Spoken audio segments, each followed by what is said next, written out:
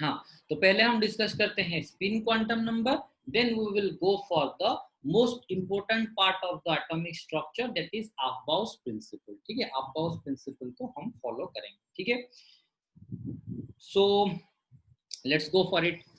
देखो, न्यूक्लियस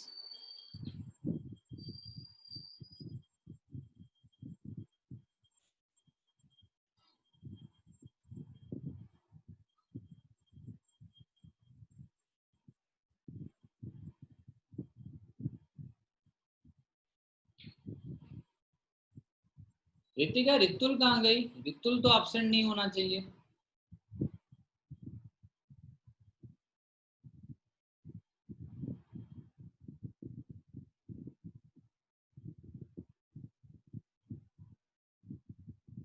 रितिका, रितुल के बारे में जानते हो?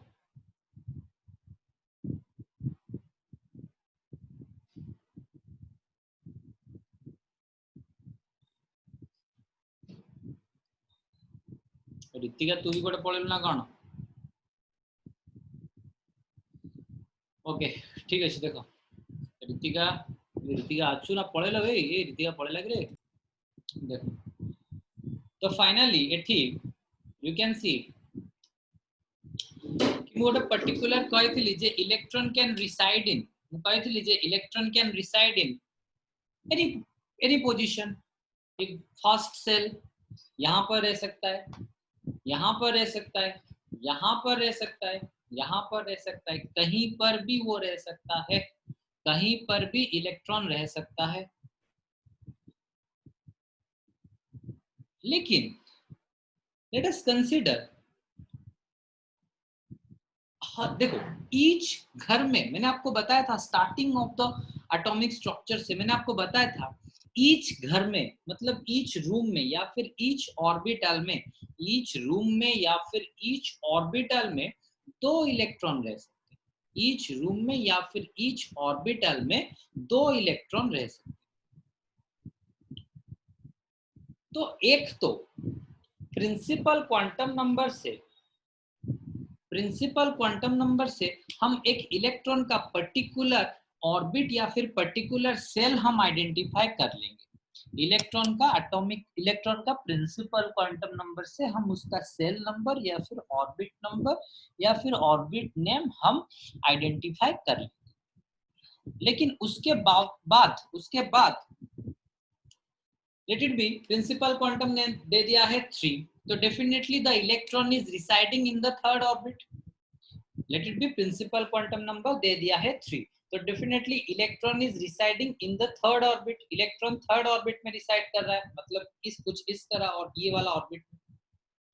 फिर अजीमुथल क्वांटम नंबर दे दिया गया है उसका 1, अजीमुथल क्वांटम नंबर दे दिया गया है उसका 1, तो डेफिनेटली अजीमुथल क्वांटम नंबर 1 दे दिया गया है, मतलब it is residing in the piece of cell.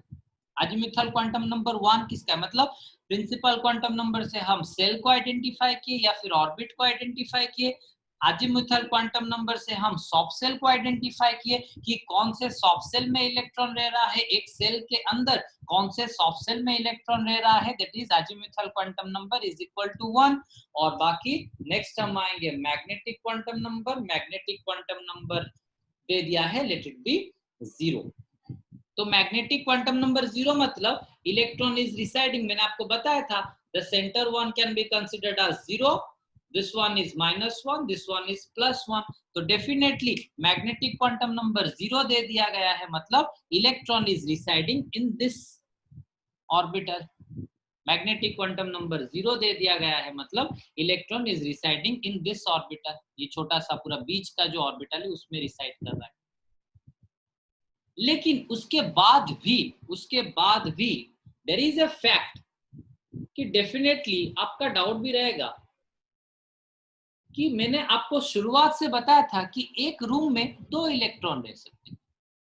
One room can carry 2 electrons, 1 2 3 4। तो इलेक्ट्रॉन को कुछ इस तरह हम रिप्रेजेंट करते हैं इलेक्ट्रॉन को कुछ इस तरह हम रिप्रेजेंट करते हैं। सो यू कैन सी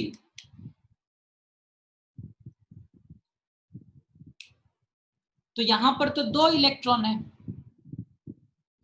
तो हाउ टू आइडेंटिफाई कि हमको कौन से इलेक्ट्रॉन को चिट्ठी देना है, हमको कैसे आइडेंटिफाई करना है कि हमको कौन से इलेक्ट्रॉन को चिट्ठी देना है। डेफिनेटली फॉर दैट, क्योंकि ये दोनों इलेक्ट्रॉन के लिए प्रिंसिपल क्वांटम नंबर इज 3, ये दोनों इलेक्ट्रॉन के लिए, ये जो बीच का जो दोनों इलेक्ट्रॉन है उसके लिए principal quantum number is 3, azimuthal quantum number is 1 क्योंकि पी सब सेल है, मैग्नेटिक क्वांटम नंबर इज 0 क्योंकि सेंटर वाला ऑर्बिटल है या फिर पीजेड जिसको बोलते हैं, सेंटर वाला ऑर्बिटल है या फिर पीजेड ऑर्बिटल है। लेकिन फिर तीनों क्वांटम नंबर तो उसके लिए सेम हो गया, तीनों एड्रेस सेम हो गया। सो हाउ टू डिफरेंशिएट कि हमको ये वाला इलेक्ट्रॉन को चिट्ठी देना है, ये वाला इलेक्ट्रॉन को नहीं, क्योंकि उसके लिए तो तीनों क्वांटम नंबर सेम है, मतलब दोनों के लिए वो तीनों का तीनों क्वांटम नंबर तो सेम है। तो हाउ टू आइडेंटिफाई कि मुझे कौन से इलेक्ट्रॉन को चिट्ठी देना है जिसका प्रिंसिपल क्वांटम नंबर भी सेम, अजीमुथल क्वांटम नंबर भी same, magnetic quantum number is also same. तो उसके लिए उन दोनों के अंदर डिफरेंशिएट करने के लिए we use the spin quantum number, we use to differentiate between two electron inside an orbital। एक ऑर्बिटल के अंदर ही अंदर दोनों इलेक्ट्रॉन को डिफरेंशिएट करने के लिए we generally use the quantum number which is known as spin quantum number। तो स्पिन क्वांटम नंबर को कैसे आइडेंटिफाई करें।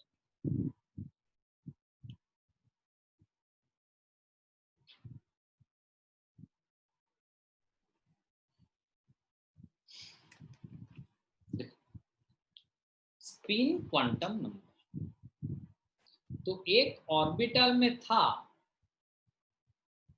2 इलेक्ट्रॉन, एक ऊपर की तरफ मूव किया था, दूसरा नीचे की तरफ मूव किया था, एक ऊपर की तरफ मूव किया था, दूसरा नीचे की तरफ मूव किया था।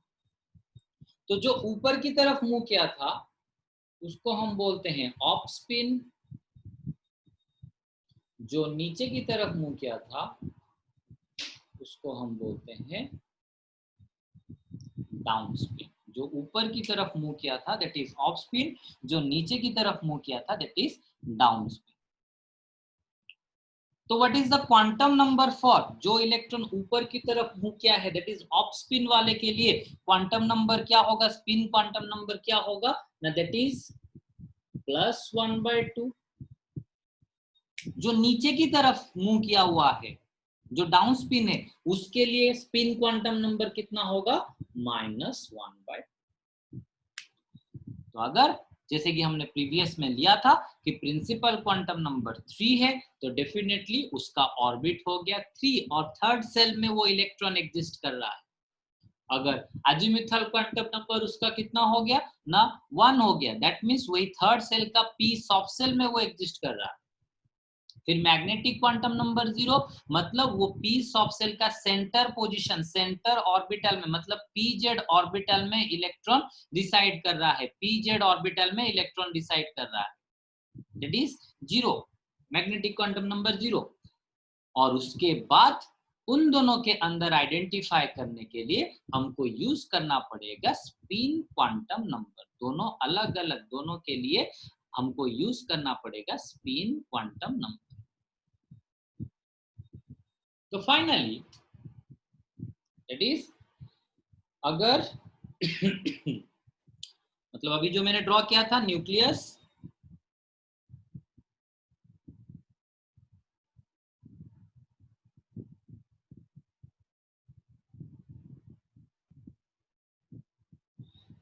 अभी जो मैंने ड्रॉ किया था कि ये हो गया थर्ड सेल, फिर थर्ड सेल में प्रिंसिपल क्वांटम नंबर 3 था तो